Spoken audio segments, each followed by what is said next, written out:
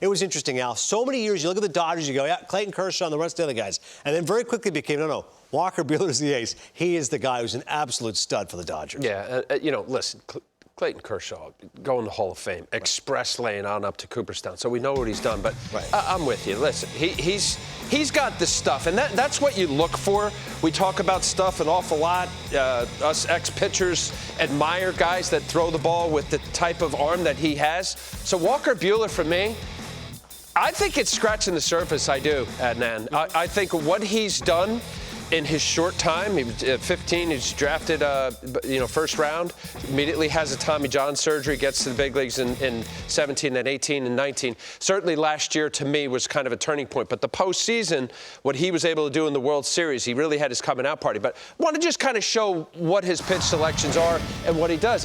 You look at him.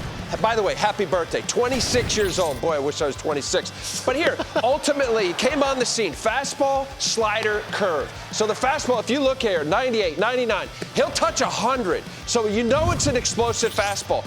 Cutter, this is kind of a new pitch that he developed last year.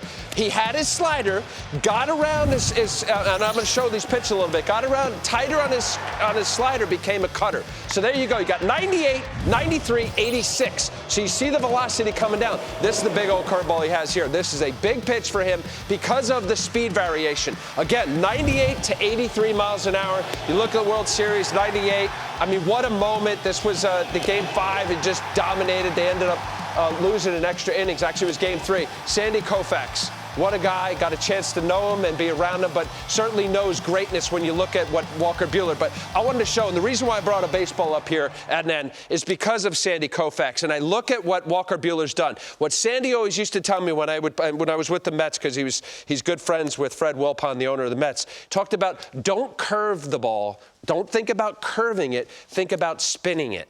And now we're in a world of analytics and TrackMan data and all this other stat stuff. But Sandy was the one who said, see how often you can spin it. Because Sandy was one of those guys had an exceptional curveball. He spun the baseball more before it got to the catcher's mitt. And I think about Walker Buehler.